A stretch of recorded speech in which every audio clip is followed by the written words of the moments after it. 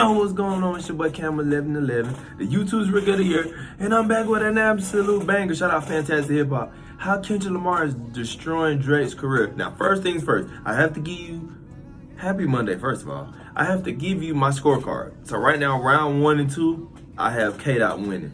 Let me tell you why a little bit real quick. The reason I have K-Dot ahead is because not only is he rapping at a high level, everything he's doing is at an extremely high level, right? From the music to the drops to the material to the content. Not saying everything is true or everything is false, but what I'm saying is how he's moving about this battle. The way Drake handling this battle is still showing like he keep trying to little bro K-Dot, he keep trying to son K-Dot, and you can't do that when K-Dot is him. K-Dot is a future Travis Scott. Like, he does big numbers. Like, he's one of those. He's not one of the little bros that you gotta give a feature to put on their album so they can have a hit. You know what I'm saying? But we jumping right into it. Let's go. That's my scorecard. Y'all let me know if I'm tripping. 36-hour span. It's never been more apparent that he is trying to win this battle and destroy Drake as soon as possible. And while after the release of his quick follow-up to Drake's Family Matters, Meet the Grams seemed and Family Matters is a banger, but Meet the Grams is eye-opening. Not stopped there, as with his latest diss record, Not Like Us. He's not just responding to some of the Not Like Us is a banger, that's a hit. That Drake tried to run with on his latest move in this beef, but after destroying Drake to his own family. Here he puts him on a platter to the entire music industry and specifically the people who have been arguably the most integral to his success. But before we can understand how Kendrick was able to attack Drake from yet another angle, we need to look at what Drake did to set up yet another diss from Lamar in the first place. Now on Family Matters, amongst many of the insane claims and accusations Drake threw Kendrick's direction, one of the ways he tried to shut down Kendrick's credibility to even be in this situation was by shouting out West Coast artists who he feels really represent the area and are about the life that is often portrayed in so much of the music from the region. And as Drake specifically highlights artists like Chris Brown and YG as being authentic West Coast. And be for real, Chris Brown from the South. So again, that's one of those moments where it's like, my nigga be for real. CB from the South, y'all. CB is not from LA. I know he been in LA for like 20, or I'll probably say 15 years, 20 years. You know what I'm saying? But CB ain't no fucking LA nigga. CB from the South, literally. So again, the Chuck T, you know what I'm saying? Them politics. YG, them politics. You know what I mean? But that CB line is crazy. Not only that, nigga, you beef with CB before. So it's kind of weird. It's kind of odd, kind of eerie. But I'm going to be honest with y'all. Family Matters is an absolute banger. Let's be for real. Family Matters is a banger. From the visuals to the production to the 3 beat annotations. Like, he's going crazy on it, and he's rapping his ass off. Different flows, different cadences. Of course, obviously, we're not here for none of that. That's just extra sauce, extra magic, as my big bro call it. But it's like, it's dope. He holding his own. Straight up, he on his own. You got to tip your hat off. I got to tip my rag off the Drake. Over again in this feud, he uses Drake's claims and puts them right back in his face, as one of the first things you hear on this track is the one and only production tag from DJ Mustard. And Mustard is the producer from the West Coast who has hands down put out the most hits over the last decade and has worked alongside YG since they emerged on the scene. By hopping on a Mustard beat, Kendrick pretty much shuts down another attack from Drake without even opening his mouth, and beyond just the Mustard production. That shit's crazy. His troll game up to another level is over this bouncy West Coast beat. Kendrick raps using the same type of flow and rhyme scheme patterns that are synonymous with Bay Area MCs like E40. Yeah, he did. Optics set up here to throw Drake's words. And I thought that was dope. That's that LA shit. Kendrick's performance. He has all the power to come at Drake in every single way that one possibly can. And we're not even a full 24 hours before this. He released a cut that, between its writing and instrumental, was genuinely horrifying and eerie because that's why we loving what K-Dot doing. As he shows us firsthand how versatile he is as here. He is dissing Drake within the confines of a traditional West Coast banger, and when it comes to what Kendrick throws at Drake, he wastes no time in this track getting right back to this lyrical annihilation that he has been pulling off throughout all of his recent releases. He doesn't just mock the fact that Drake is on his last legs, but he comes at him through more shocking angles that don't just continue to push sentiments, but change the way we view Drake as a whole. Now, to flex every single lyrical muscle he has, Kendrick makes this diss a lot more humorous in tone as opposed to the more vengeful anthems before it, and this indicates indicates that Kendrick is both getting more confident in ending this beef once and for all. Yeah, he trying to and just also shit that on he's it. just going complete Thanos mode by trying to diss Drake through every single pocket of his artistry, which I gotta give him more power for doing this. Yeah, you get all the kudos in the world. The shit you doing, K-Dot, is incredible. To rely on the styles that they know work, but Kendrick just keeps innovating on really how out of the box diss tracks can be. So when it comes to the first half of the song, despite its almost comedic tone, its themes are about as serious as it gets. They're very Kendrick serious. is once again talking about Drake's weird history with girls, and between the punchlines that are going to be remembered for quite some time, the creativity Kendrick brings out to call Drake and his crew flat out weirdos and creeps. We see Lamar dissect Drake in a way that, while feeling way more lighthearted, is still. How y'all feel about that? I feel like that shit very unique. How K-Dot is, again, how he's moving is very unique and it's incredible. He not doing the social media shit. He not doing the talking. He not doing the interviews. He's not posting. He's not doing none of that shit. Fool, he just rapping.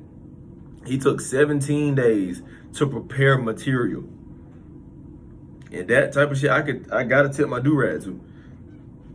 Taking, like, y'all remember every day academics and the Gillies and all these people talking about this and that and this. He took 17 days.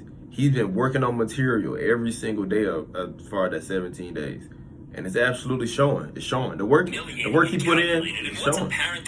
Incredible. That try to make Drake forever. That's why I got him 2-0. Dark part of his career, where Drake seemingly have studied Mr. Morale. Because what has Drake done that's close to the like that version? Nothing. His end of things. Kendrick fully studied Drake's latest projects to understand the heart of his rival's twisted morality and his declining state as an artist. And while he's alluded to For All the Dogs already, the more we listen to these disses and decode Drake's lyrics, it seems like the most crucial project to deciphering who Drake is today is his 2021 LP Certified Lover Boy, which through its array of creepy lines that play right into what Kendrick has been talking about right now and were only overshadowed by the Drake and Kanye beef in 2021, gave Kendrick a first-hand view into Drake's philosophy and rationale for the things he is. And now that I look back on it though, y'all, that In Too Deep, those lyrics are from In Too Deep off CLB. Shout out to CLB, it's a pretty good album.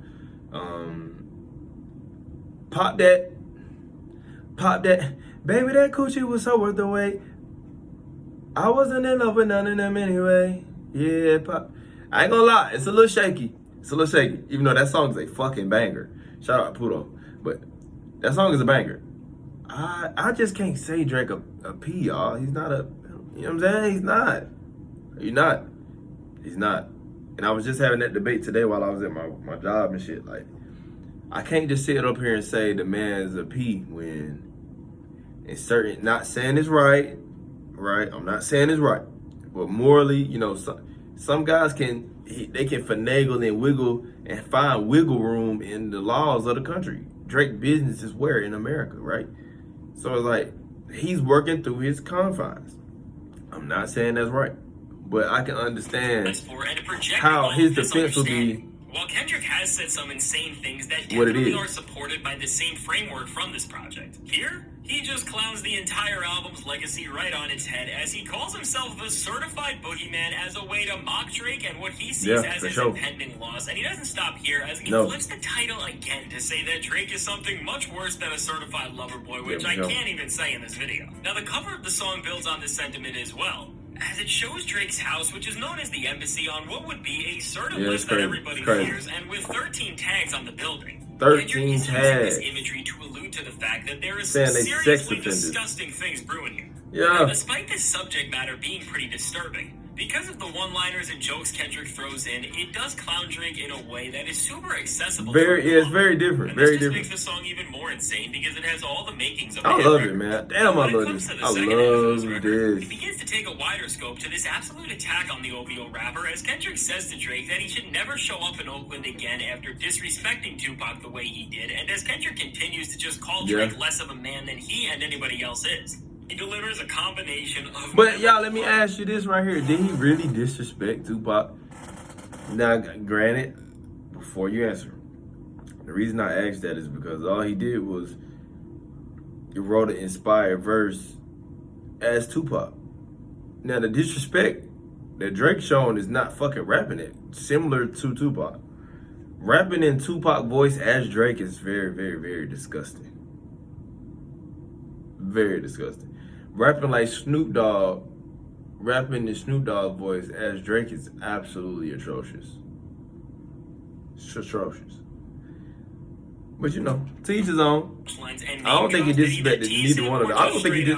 I really don't even think he disrespected Kendrick yet. That Drake betrayed his own mentor Lil Wayne as he went after his K-Dot disrespected him though. And beyond this, Kendrick tells Drake the way he disses Serena Williams is a bad mistake, and if he keeps doing it, as she's from Compton, he will pay a price, and taking things to the next level. Kendrick makes some more jabs about the shady business Drake may be involved in, some possible vices he may be trying to hide, and then ultimately, crazy work. Through this smooth West Coast beat, despite the severity of these bars and the situation, he keeps things as a functioning club banger by then calling Drake not the 6 God, but the 69 God, The which is 69 absolutely God. hilarious and is gonna stick with Drake for some time to come. Now, on the final verse of this track, Yeah, he called him a Kendrick freaky delivers ass the nigga. nastiest set of bars on the entire song as he directly fires back to some of Drake's disses on family matters. As after Drake made some strange bars about the nature of Kendrick's music and called him a wannabe activist, Kendrick has used his intellect to give Drake a history lesson about the oppression he writes about, and specifically talks about how Atlanta was a place where many people that looked like him were taken now advantage of it and gets exploited. interesting. And fast forward to today, he brings things full circle by saying that Drake is doing the exact same thing now as over the years.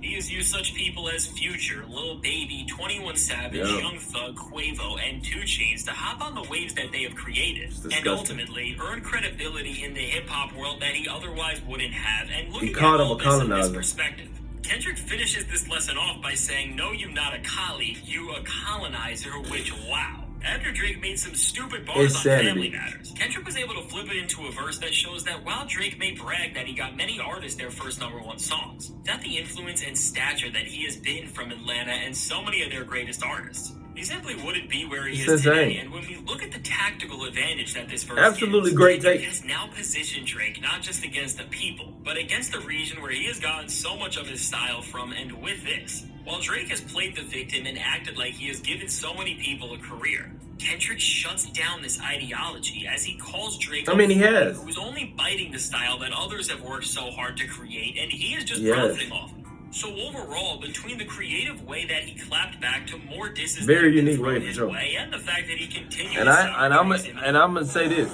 I got it. That's why I give more credit and points to K-Dot. Because he's unique, because he's creative, because he's rapping at a high level, because he's not doing the internet games, he's not doing the memes and the trolling and the interviews and the politic and all that. He's just fucking rapping and creating music. That's what we're here for. We're here for raps, and he's fucking rapping his ass off. Shout out to K-Dot. Shout out to Drake as well, because Drake holding his own. Drake is not being completely wild. It's like a Nuggets Lakers series, especially the one last year. It's 4-0, but when you look into the games and you actually dive into the games, is it really 4-0? Like, is it really a sweep how you will think it is? Oh, it ain't even close. It's not one of those. Just like this year, Lakers Nuggets 4-1. Is that really a 4-1 series when we was up 20 at halftime every single game, or we was able, you know what I'm saying? It's one of those where it's close, but K-Dot get the edge in every way. So with that being said, y'all let me know what y'all think in the comments, man. Jump in the comment box. Y'all know I'm in there. Can't wait to chime in. Can't wait to hear you guys takes. Make sure you like, share, subscribe. If you're new, I'm signing out. Y'all love.